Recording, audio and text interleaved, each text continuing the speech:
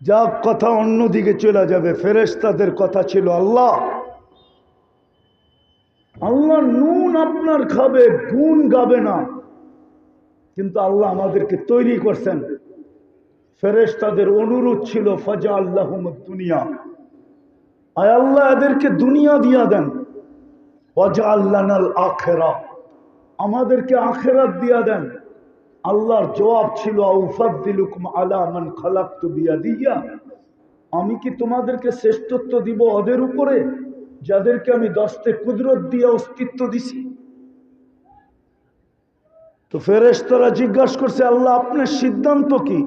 তো বলছে জাআলতু লাহুমুদ দুনিয়া ওয়াল আখিরা, আমি মানুষকে দুনিয়াও দিলাম আখিরাতও দিলাম। ফেরেশতাদের চিৎকার বাহির হয়ে গেছে, আমরা কি করব?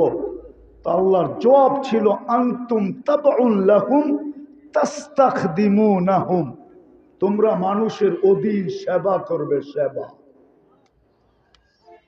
যে আল্লাহ ফেরেশতাদেরকে আমাদের সেবক বানাইলেন,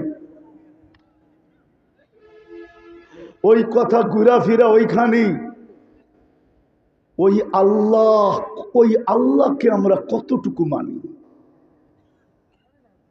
কতটুকু মানি? যে আল্লাহ মুসলমানের ঘরে অস্তিত্ব দিলেন, মুসলমানের ঘরে যে আল্লাহ অস্তিত্ব দিলেন, সৃষ্টির ভিতরে সবচেয়ে বেশি মায়া দিয়া, ভালোবাসা দিয়া, স্নেহ দিয়া, মমতা দিয়া, নিজ ইচ্ছায় নিজ ভালোবাসায় মুসলমান হিসাবে নির্বাচিত করলেন।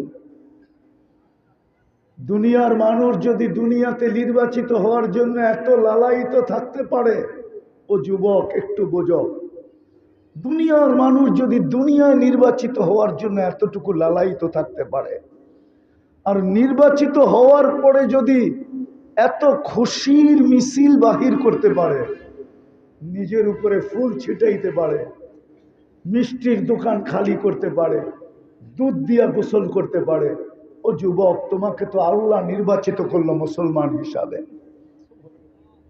একটু ভাবো না,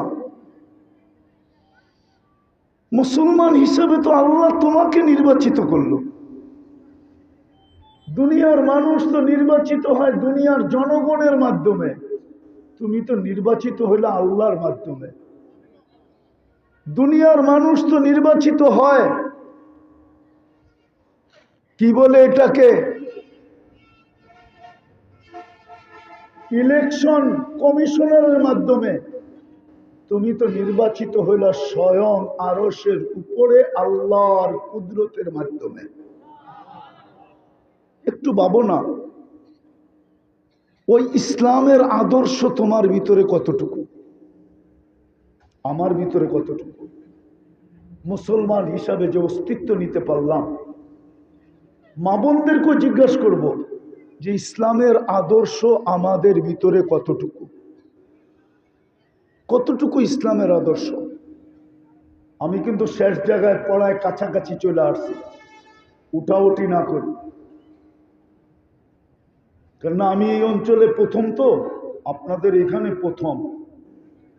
আর এটাও সত্য, আমি যমুনার এই পারে আসি না, পদ্মার ওই পারেও যাই না, যমুনার এই পারেও আসি না, কেননা আমরা শুদ্ধ ওরকম বলতে পারি না, তো এই জন্য আসি না আর কি। কেননা এই পারের মানুষ শুদ্ধ বলে, তো আমরা তো শুদ্ধ বলি না, স্বাভাবিক ভাষায় বয়ান করি, তো এই জন্য উঠাউঠি না করি, আমি শেষ জায়গায় চলে আসছি। আমি যে মুসলমান হিসাবে নির্বাচিত হইলাম, ইসলামের আদর্শ আমার ভিতরে কতটুকু, এর চেয়ে বড় যেটা, আমি যে উম্মতে মুহাম্মদী হিসাবে নির্বাচিত হইলাম, শ্রেষ্ঠত্বের মুকুট আমার মাথায় আবারও পড়ায়া দিলেন, কুনতুম খায়রা উম্মা।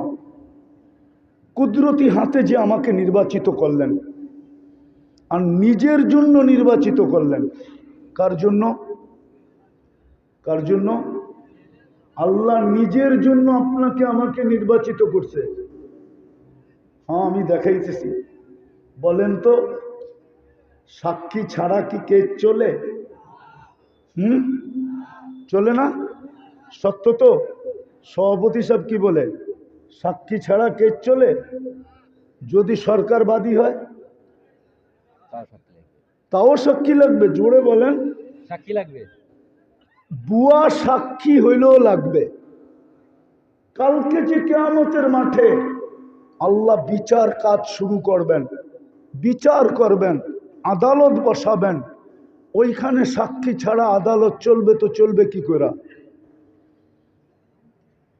যদি নিয়ম এটাই হয় যে সরকার বাদী হইলেও সাক্ষী লাগবে, তাহলে ওই দিন তো আল্লাহ বাদী, আমরা সব আসামি, সমস্ত উম্মত আসামি। ওই দিন বিচার কাজ চলবে তো চলবে কি করে? তো আল্লাহ আমাদেরকে নির্বাচিত করছেন নিজের পক্ষে সাক্ষী হিসাবে।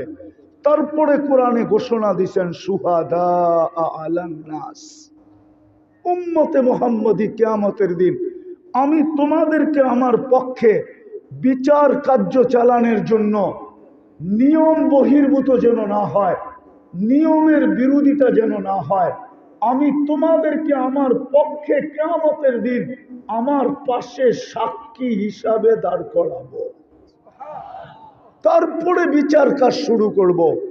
যেইখানেই আঙ্গুল আসবে সাক্ষীর প্রয়োজন হবে, তোমরা বুক ফুলায় আমার পক্ষে সাক্ষী দিবে।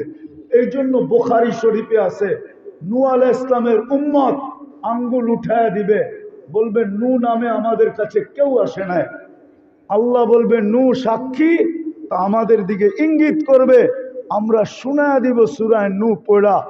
শুধু পৌঁছায় নাই, ৯৫০ বৎসর দাওয়াত দিছে। নূহ আলাইহিস ইসলামের জাতি হায়রা যাবে, নূহ আলাইহিস ইসলাম জিতা যাবে।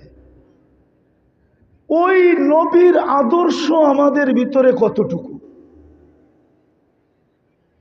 মুসলমান হিসাবে যে নির্বাচিত, ইসলামের বিধি বিধান আমি মানি কতটুকু? দোজাহানের বাদশাহ, সমস্ত নবীদের ইমাম, যাকে তৈরি না করলে আল্লাহ কিচ্ছু করতেন না, আল্লাহর হাবিব, যার উম্মত হওয়ার জন্য নবীরা পর্যন্ত চোখের পানি ঝরাইছেন।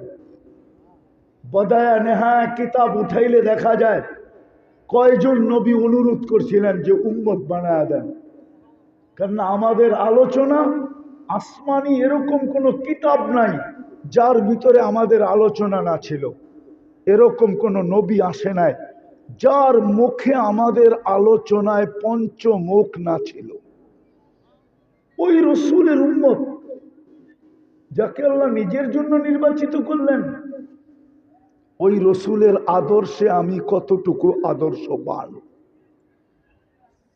এটাই আমার প্রশ্ন। কতটুকু? যে আল্লাহ এত কিছু করে মানুষ হিসাবে আমাকে এই পর্যন্ত পৌঁছাইলেন,